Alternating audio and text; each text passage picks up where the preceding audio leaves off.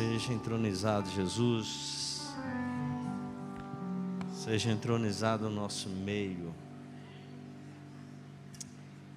Quero declarar e dizer sim a cada oração de cura que foi liberada sobre este local, em toda a parte do culto. Enquanto o culto está acontecendo, milagres estão acontecendo.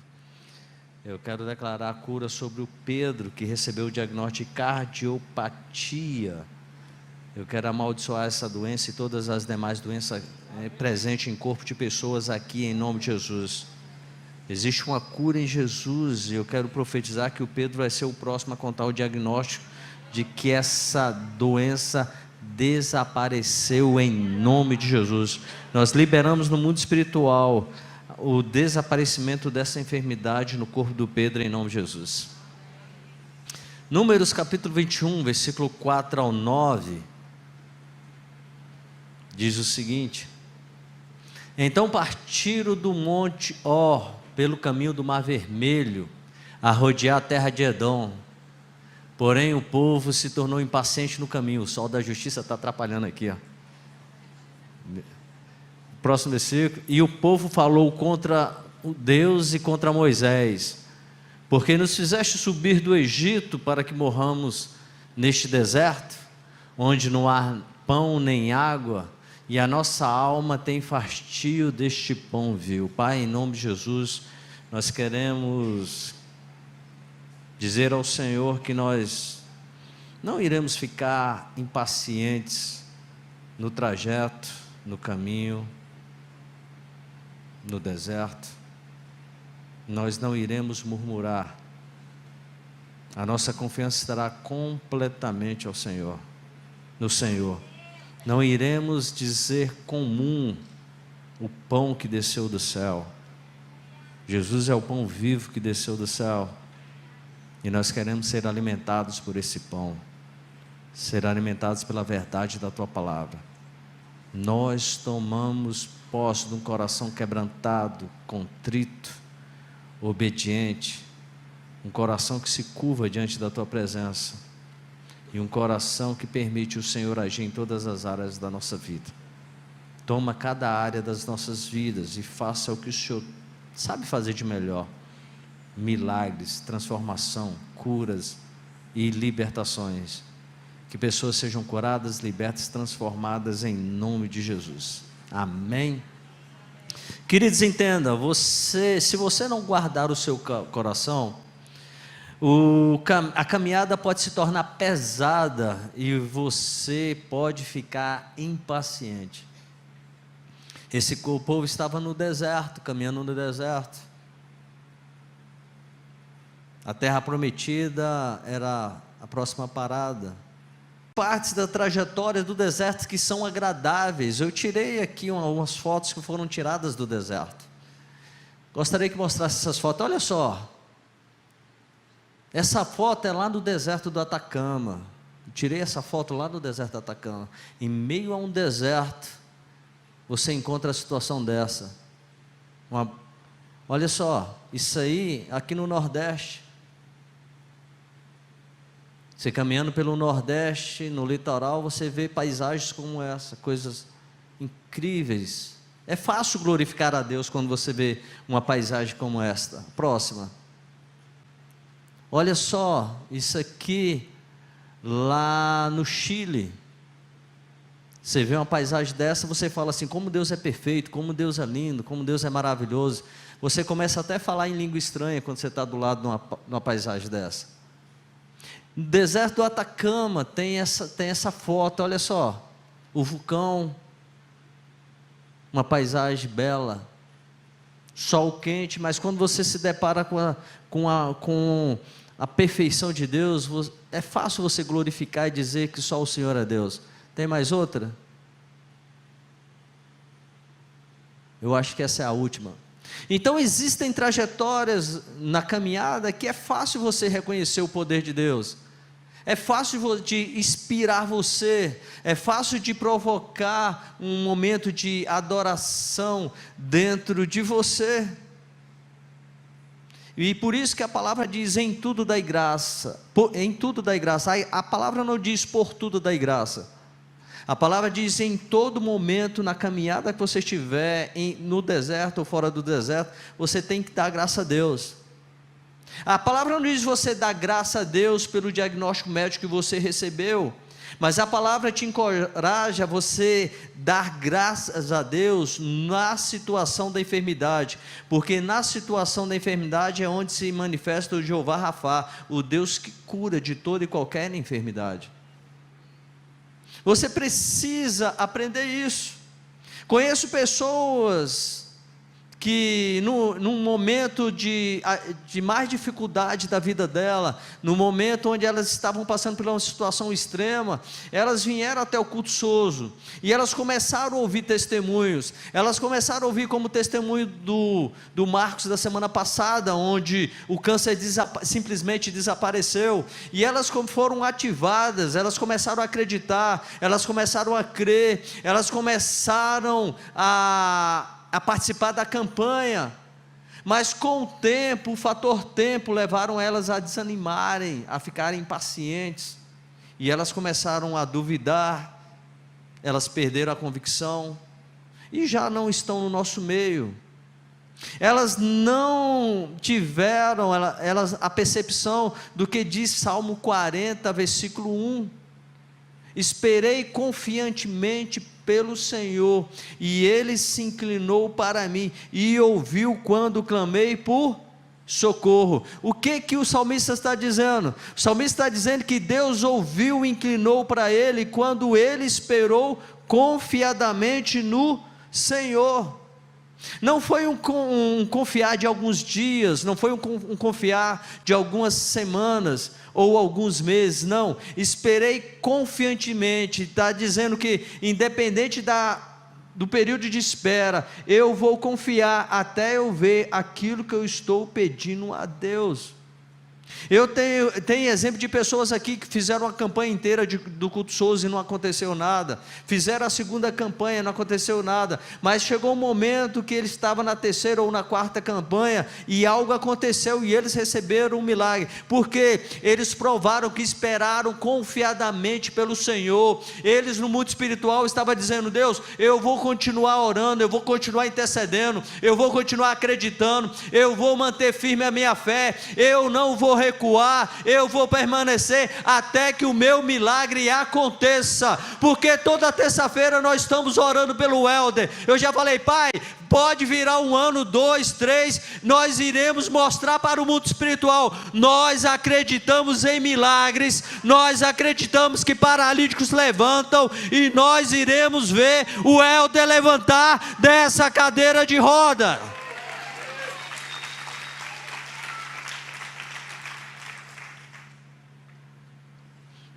Então, diga para a pessoa do seu lado a seguinte frase: Deus precisa ver no seu coração uma confiança absoluta nele e na sua palavra, e então você vai viver o seu milagre.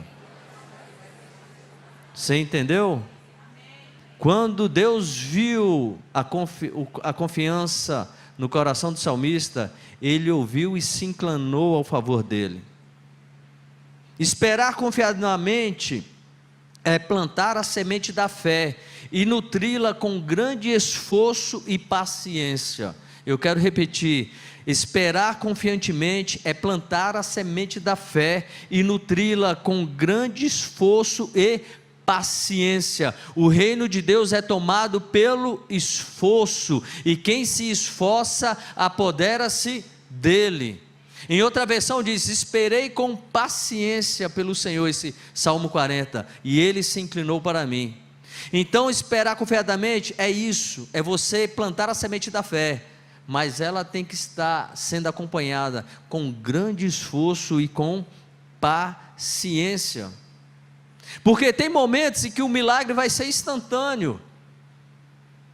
Tem momentos que nós iremos orar por uma pessoa e o milagre vai acontecer na mesma hora, mas tem outras situações em que será necessário também fé acompanhada de paciência, porque existe o tempo oportuno, o tempo kairós, não é no nosso tempo, é no tempo de Deus.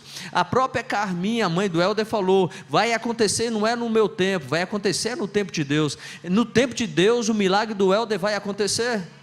Só que tem pessoas que ficam impacientes na trajetória, porque espera que seja no tempo dele, querem que aconteça no momento dele, não é no momento dele. Precisam fazer a oração que Jesus ensinou: venha o teu reino, seja feita a tua vontade. Ei, venha o reino dele, não é o seu reino. Venha a vontade dele, não é a sua vontade. Não vai ser na sua vontade, não vai ser no seu momento, vai ser no momento dele. O rei tem que reinar, e para o rei reinar, tem que haver entrega, renúncia e obediência absoluta. Eu quero repetir: o rei Jesus tem que reinar na sua vida, tem que reinar na sua história, tem que reinar no momento que você está vivendo, mas para ele reinar, tem que haver renúncia, entrega e obediência absoluta. Os 10 leprosos chegaram para Jesus e falaram: Jesus, filho de Davi, tem misericórdia de nós. Um outro leproso falou: Jesus, se quiseres bem, pode me curar. Bartimeu falou: Jesus, tem misericórdia de mim, o cego. Jesus virou e falou assim: traz ele até aqui. Bartimeu veio, ele falou: o que queres que eu te faça? Eu quero ser curado. Então seja curado. No mesmo instante, Bartimeu foi curado. Agora esses 10 leprosos fazem o mesmo pedido que Bartimeu: Jesus, filho de Davi, tem misericórdia de nós. Jesus vira para eles e fala assim: vai e se apresenta até o sacerdote. Deve ter ficado uma interrogação: como assim? Lá com o outro lá, ele falou assim: seja curado. Mas eles não questionaram, eles não ficaram impacientes, eles não murmuraram, eles obedeceram. E a palavra diz que no caminho para se apresentar ao sacerdote, todos os 10 foram curados. É no caminho da obediência que o milagre acontece, não é no caminho da murmuração, não é no caminho da desconfiança. Então o rei tem que reinar. Semana passada eu falei sobre elevar a visão acima dos montes. Eu falei que nós precisamos aprender, em momento de aflição, expressar a nossa confiança através de uma convicção de que tudo vai se encaixar e que Deus irá vir ao nosso socorro. O salmista foi enfático quando ele diz que Deus é o Deus que está acima dos nossos problemas, que Deus é o Deus que cria coisas do nada. Bereshit, Elohim, Bará. Deus é o Deus presente conosco. Não, o Senhor será a tua sombra, à tua direita. E que o Senhor, Ele traz segurança, não permitirá que os vossos pés vacilem, porque não dormita e nem dorme aquele que te guarda. Ei, não dormita e nem dorme aquele que te guarda. Isso levou convicção ao coração do salmista, que eu falei semana passada, e ele olhava para os montes, ele viu, daquelas imagens não vem o meu socorro vem do Senhor que fez os céus e a terra, e ele colocou a confiança nele, por isso ele não desanimou, por isso ele não questionou, por isso ele manteve a fé e viveu vários milagres na vida dele. Mas este povo andou pelo deserto, viu milagres acontecendo, eles experimentaram o milagre na saída do Egito, eles viram o que Deus fez no Egito, eles viram o mar vermelho se abrindo, mas eles não guardaram o coração. Viram milagres, mas não guardaram o coração. Tem pessoas que veem milagre, mas não guardam o coração, não levantam um altar de adoração, e por isso as coisas não acontecem no coração dele, na vida deles. Você precisa guardar o coração. Números 14, 22 a 24, Deus fala que por 10 vezes eles provaram Deus. Olha só o que diz. Foi quando Deus chegou, foi a 10ª vez, e Deus perdeu a paciência com eles. Eles provaram Deus pela 10ª vez, e Deus falou: nenhum desses homens que, tendo visto a minha glória e os meus prodígios que fiz no Egito, e no deserto. Todavia me puseram à prova já 10 vezes e não obedeceram a minha voz.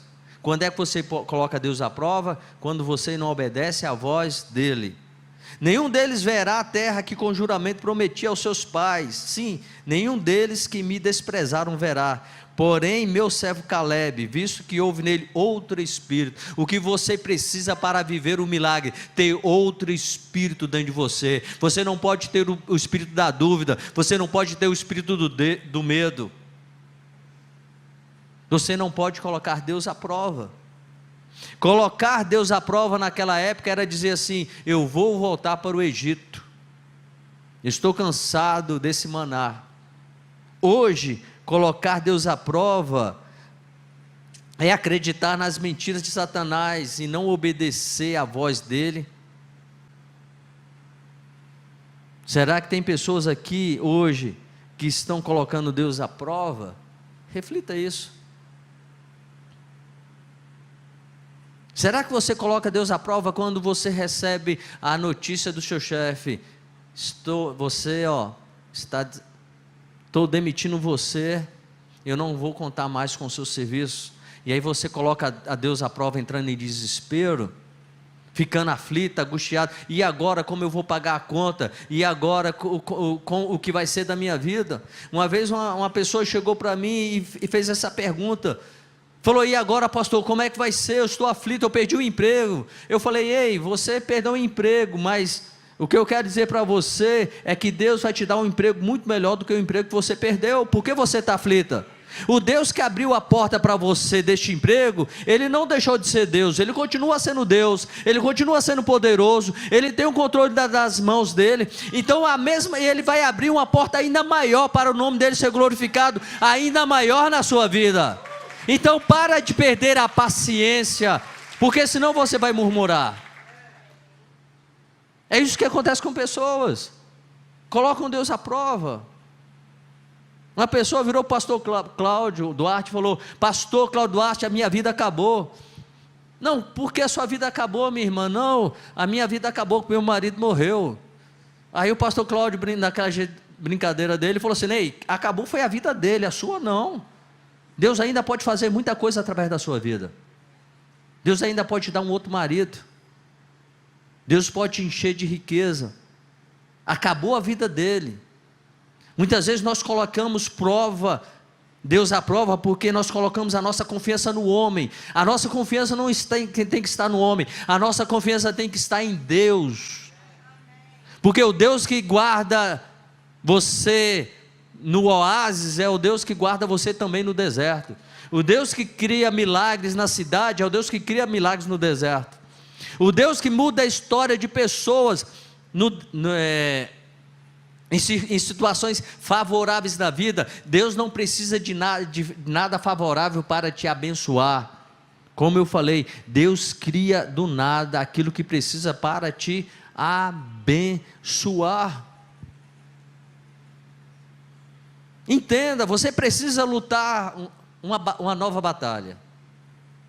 Paulo diz que a nossa luta é contra carne e sangue. Não, a nossa luta não é contra carne e sangue, mas contra principados e potestades, ordens espirituais nas regiões celestiais. Essa batalha é verdadeira, nós temos que lutá-la. Mas eu quero apresentar para você uma outra luta que você tem que lutar.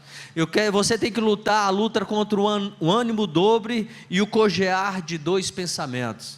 Diga assim: eu preciso lutar a luta do ânimo dobre e o cochear de dois pensamentos. 1 Reis 18, 21, está Elias lá no monte, e ele enquadra o povo, e ele fala assim: decida,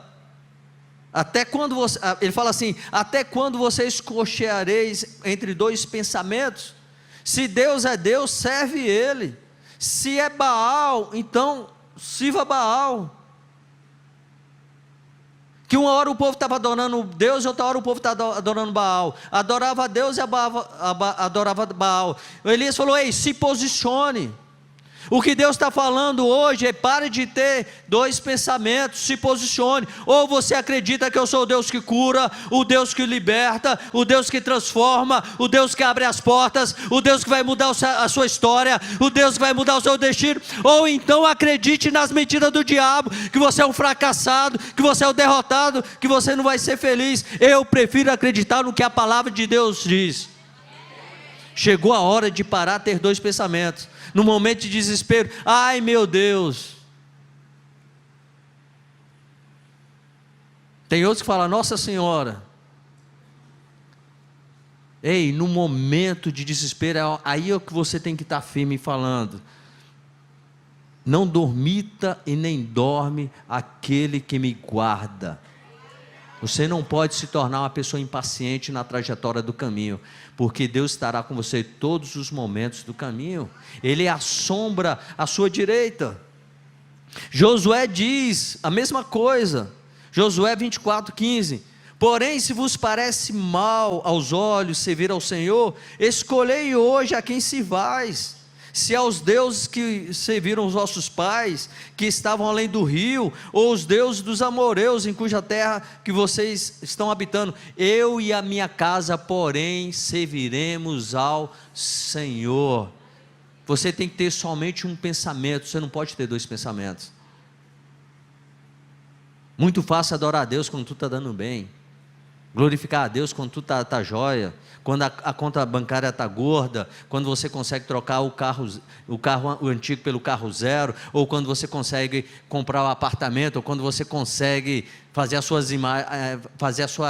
sua viagem dos seus sonhos. É muito fácil adorar a Deus caminhando na praia, 6 horas da manhã, vendo aquele pôr do sol e levantando as mãos. É fácil adorar a Deus nesse momento. Eu quero ver adorar a Deus quando as coisas estão dando ruins.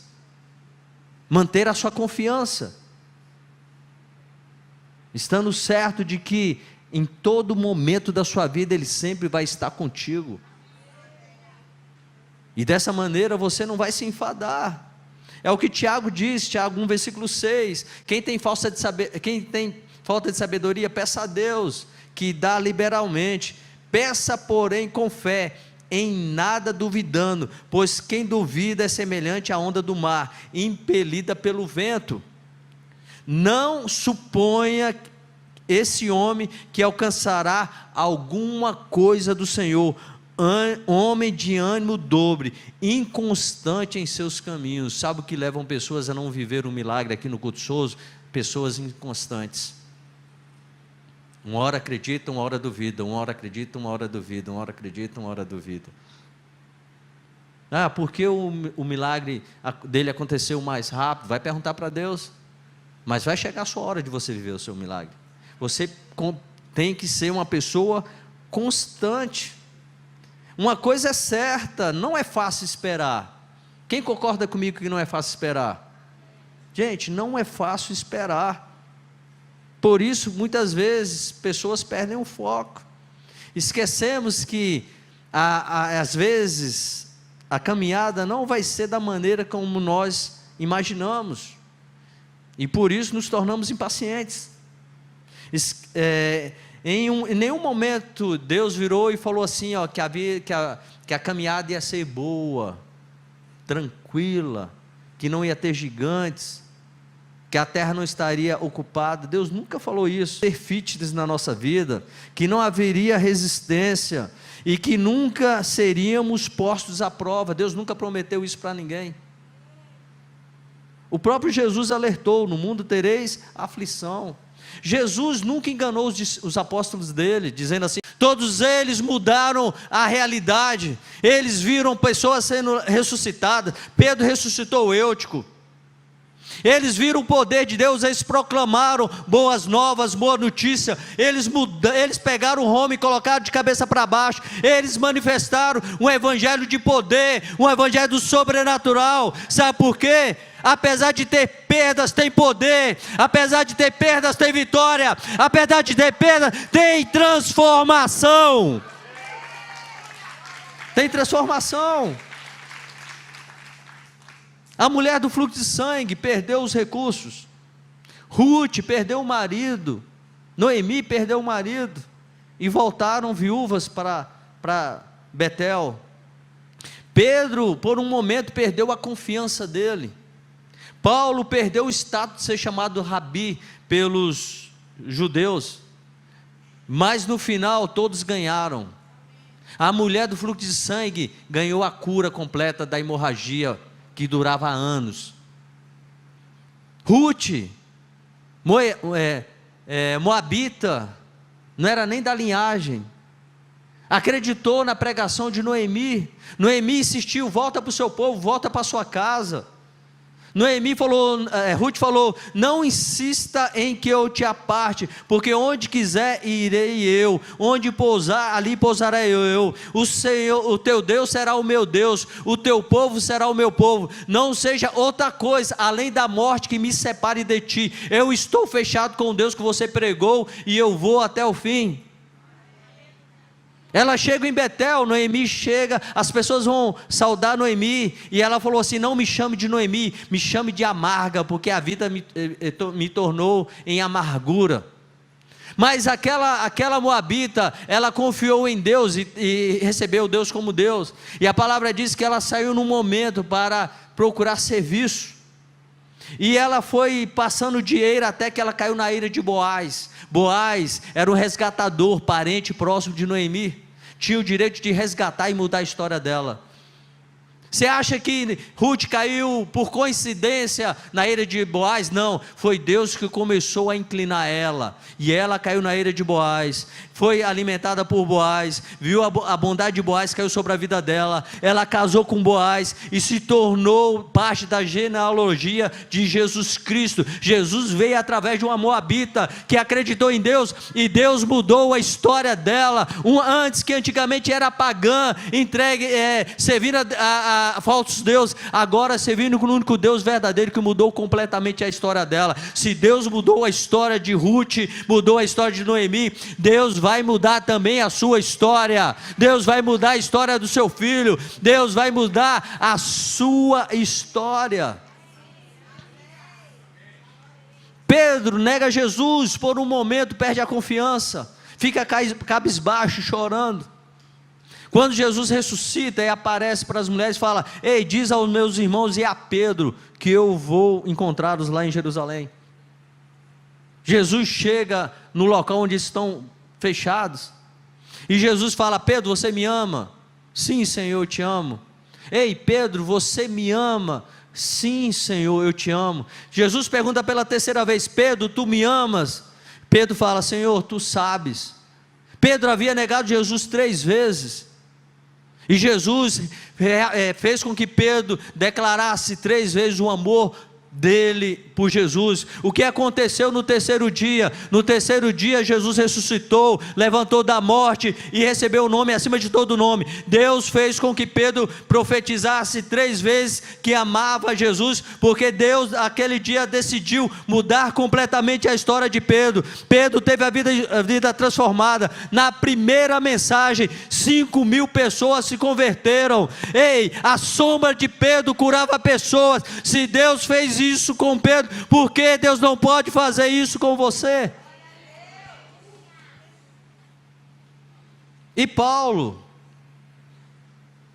visitou o terceiro céu, e a palavra diz que Deus, pelas mãos de Paulo, fazia sinais, prodígios, maravilhas, ao ponto de pegar os seus aventais, levar os enfermos, eles eram curados, e se tinha demônios, eram libertos. Paulo era chamado de rabi pelos judeus, mas foi chamado de apóstolo por Jesus, o apóstolo dos gentios. Teve perda? Teve, mas teve ganho. Sabe por que teve ganho? Porque Deus não parou e continuou agindo na vida deles e transformando a vida deles. Eu quero profetizar isso na sua vida. Deus ainda continua agindo, e Deus vai transformar a sua vida. Deus vai transformar a sua vida. Não desista, não duvide, não recue.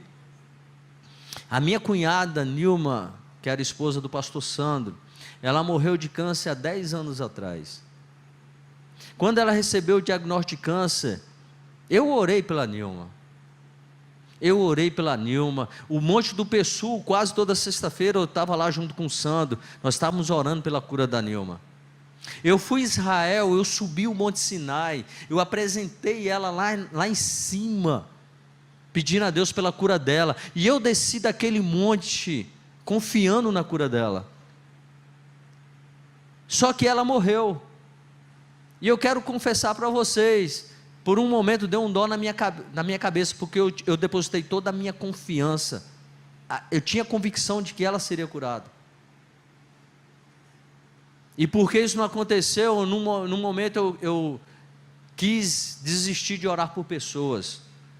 Eu parei de orar por pessoas. Mas depois Deus trabalhou no meu coração e eu descobri algo. Eu descobri que não é da minha maneira que vai acontecer, não vai ser a minha vontade que vai acontecer. Que o nosso papel é orar, jejuar, profetizar, impor as mãos. E é Ele quem decide quando e quem vai ser curado. E eu voltei e comecei a orar por pessoas. E se eu tivesse desistido de orar por pessoas, se eu tivesse ficado impaciente na trajetória do deserto, e se eu tivesse murmurado, eu não tinha visto a Regina, a mãe da Priscila, que dirigiu o louvor aqui, sendo curada de câncer no intestino. E aí a Regina vem no culto Souza, e ela conta sobre a cura do câncer, que os médicos desenganaram ela, a barriga dela estava totalmente inchada e alta, totalmente debilitada, e os médicos falaram que não tinha mais solução para ela.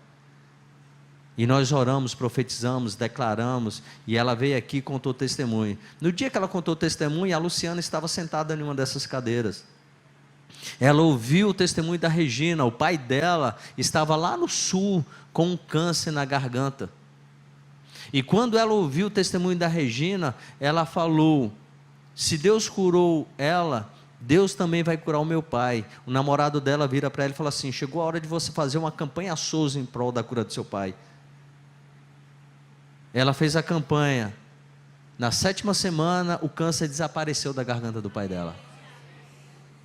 O pai dela foi curado. Ela fazendo a campanha aqui, o pai dela foi curado lá no Rio Grande do Sul.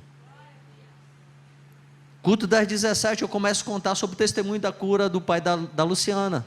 A Mari chega um pouco mais cedo, porque ela vinha no culto das 19, e o culto das 17 termina normalmente 6h30, e ela chegou por volta desse horário, sentou, e eu contei sobre a cura do pai da Luciana. A Mari com o pai em coma, lá no Rio de Janeiro, urinando sangue, feridas no corpo. Os médicos pediram para ela ir até o Rio de Janeiro. Vem cá, despede do seu pai, que o seu pai tem alguns dias. Seu pai está desenganado, não tem solução e cura para o seu pai. Ela escuta eu contando sobre o testemunho do pai da Luciana. Ela fala: se Deus curou o pai da Luciana lá no Rio Grande do Sul, Deus pode curar o meu pai lá no Rio de Janeiro. Ela veio fazer uma campanha. Na oitava semana da campanha, o pai dela foi curado. Final do ano, eu fui no casamento da Mari, e eu vi aquele que os médicos falaram que iria morrer, entrando com mãos dadas com ela e levando ela até o altar.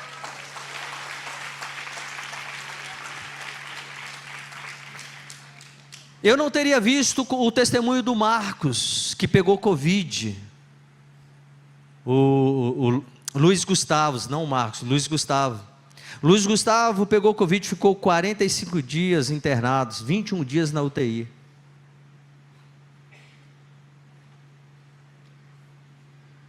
Saiu do hospital com 60% do pulmão comprometido.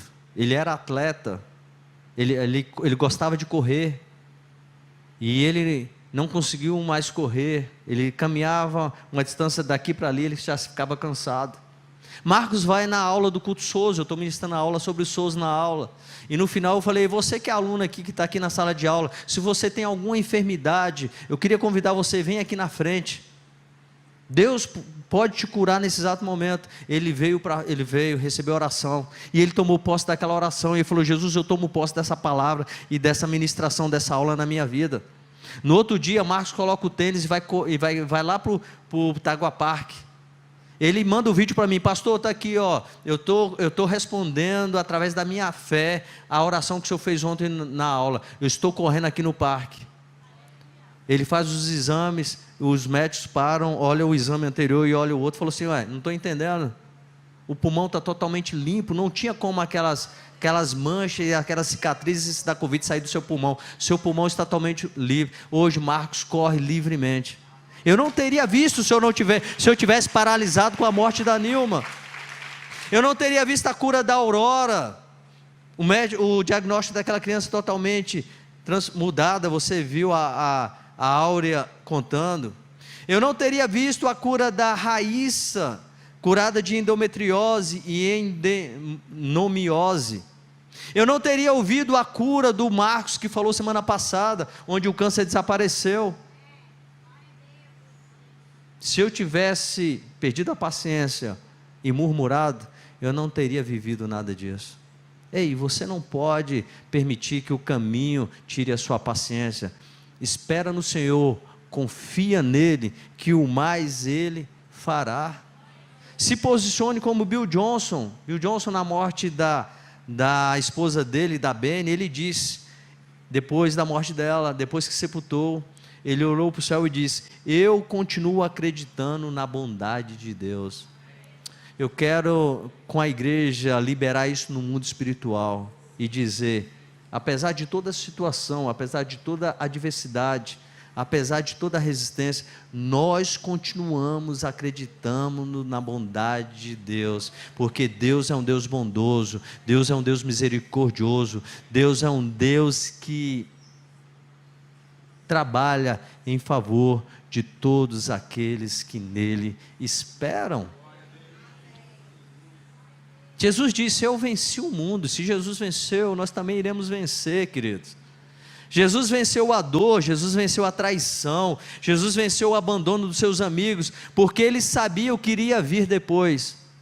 Pessoas são derrotadas porque elas não têm a visão do que o que vem depois da luta, o que vem depois da guerra, o que vem depois da batalha.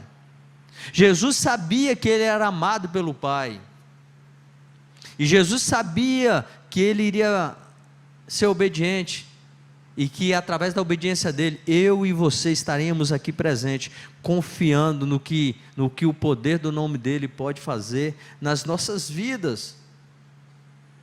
Talvez você pode estar dizendo: pastor, é porque você não sabe o que eu estou vivendo. Ei, eu não sei o que você está vivendo, e eu quero ser bem sincero com você, eu nem quero viver o que você está vivendo, mas eu sei quem está com você nessa situação que você está vivendo. Quem está com você nessa situação que você está vivendo é Jesus Cristo de Nazaré, aquele que muda toda a situação, aquele que muda completamente a história daqueles que se entregam completamente a Ele. Quem não tem uma fé definida diante do problema, esquece o poder do Deus que serve. Se você não tiver uma fé definida na situação que você está vivendo, você vai esquecer o poder de Deus, você vai esquecer de quem é Deus. Tenha uma fé definida, mantenha firme a sua posição. O que o diabo está dizendo para Deus é o seguinte: permitam uma caminhada enfadonha, que eles irão ficar impacientes e irão murmurar. Ele está dizendo assim: demora mais um pouco, que a fé deles vai desfalecer. Ele está dizendo assim: ei, permita que os sintomas fiquem por alguns dias no corpo deles, que o Senhor vai ver que eles vão desfalecer, eles vão ficar enfadados e eles irão desanimar. Ele está dizendo para Deus: ei, feche todas as portas por alguns meses, que você vai ver, eles vão duvidar do seu amor e do seu poder. Ele está dizendo: não permita que ele ou ela feche aquele contrato que eles estão sonhando, aquele contrato milionário, que você vai ver que ele vai desistir de vir para a igreja, vai desistir de estar no culto souzo, ele vai desistir de acreditar em você. Permita que tudo isso aconteça, e você vai ver que eles irão murmurar contra ti. Ele está falando numa região celestial. E a minha pergunta é: ele está certo? Você vai murmurar? Você vai duvidar? Você vai permitir que isso seja uma verdade? Ou você vai combater? Ou você vai manter a sua fé? Ou você vai manter a sua confiança? Ou você vai dizer assim: pode vir, eu não vou desistir, eu não vou recuar, eu vou manter firme a minha fé. Pode vir o que for, como diz Salmo 27, versículo 3, mesmo que o exército acampe contra mim, eu não temerei, ainda que a guerra estoure ao meu lado, mesmo assim manterei a minha confiança. Pessoas que não se tornam impacientes na trajetória do deserto, são pessoas que mantêm o foco, mantêm a confiança, não são abaladas pelo calor, não são influenciadas pelo fator tempo, sabem esperar, como diz a palavra, mas os que esperam no Senhor renovarão as suas forças, subirão com asas como águias, correrão e não se cansarão, caminharão e não se fatigarão. Fiquem em pé.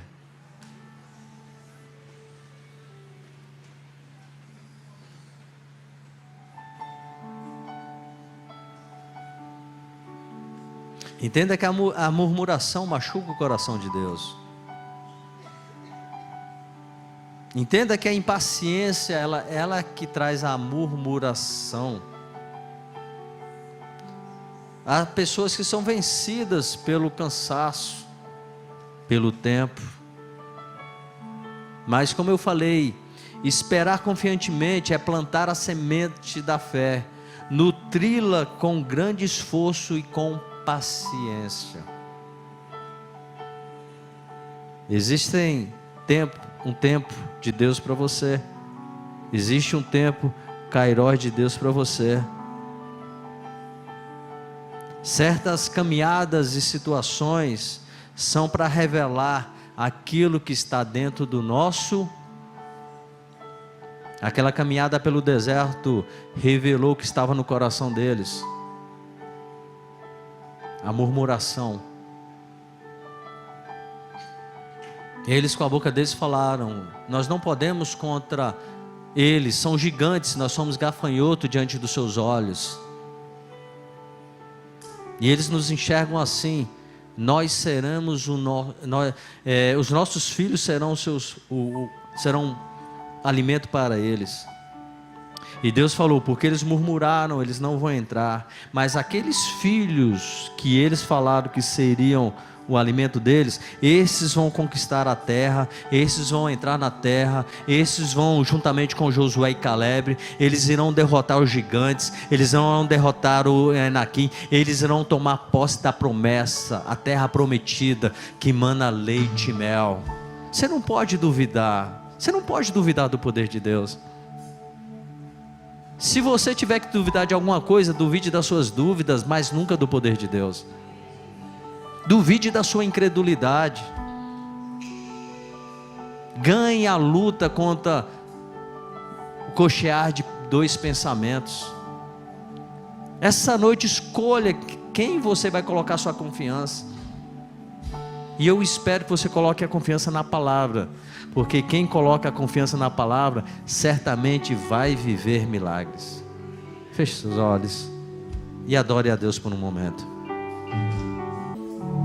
Por que ficar num deserto se você tem uma terra prometida? Eles ficaram no deserto porque eles perderam o foco. O que chama a atenção é que Deus havia prometido lá no monte, diante da sarça, para Moisés: eu ouvi o clamor do povo e eu decidi descer para livrar o povo. Decidi descer para tirar eles da terra da escravidão e levar eles para uma terra larga e espaçosa, uma terra que mana leite e uma terra que mana mel. E quando eles mandaram os 12 espias, a expressão dos 12 espias foi o seguinte: É verdade que a terra é espaçosa e que ela mana leite e mel. Somente essa frase era suficiente para eles botarem a confiança em todo coração no Senhor. Eles com os olhos viram o que Deus havia dito, mas eles duvidaram. E eles perderam a oportunidade de entrar na terra. Provaram Deus por 10 vezes. Pare de provar Deus com a sua dúvida. E alegre o coração de Deus com a sua confiança. E adore Ele através da sua convicção. Como eu falei, o pastor Santo falou: Deus, eu não estou entendendo nada. Perdi a minha esposa com um filho de 12 anos e uma filha com 8 anos, não estou entendendo nada. Mas o pastor Santo falou assim: mas mesmo assim eu decido acreditar no Senhor. E ele virou para os filhos e falou para os filhos dele: não permita que ninguém diga que vocês são um coitado porque perderam a mãe de vocês, porque vocês têm um Deus que é pai de vocês. Ele vai cuidar da minha vida e Ele vai cuidar da sua vida, da vida de vocês.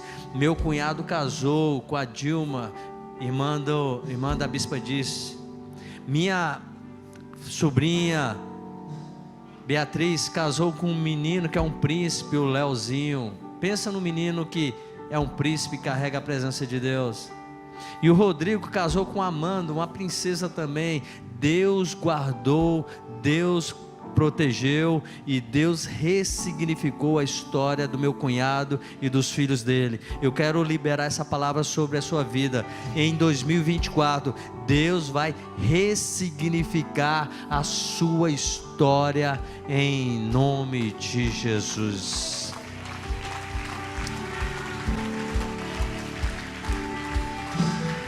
A equipe vai se posicionar, nós iremos orar por você. Você que ainda deseja receber uma oração, nós queremos profetizar sobre a sua vida.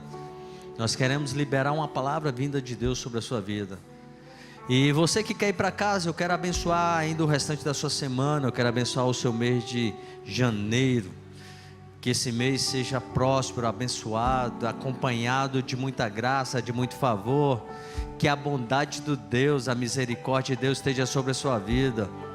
Que Deus olhe para você, Deus tenha misericórdia de você, e que Deus te dê a paz que excede todo entendimento, e que aconteça o que está sendo profetizado aqui. 2024, o ano da porção dobrada sobre a sua vida. Eu te abençoo em nome de Jesus, e que o amor de Deus, a graça do nosso Senhor e Salvador Jesus Cristo e as doces consolações do Espírito Santo esteja sobre a sua vida e toda a sua casa em nome de Jesus.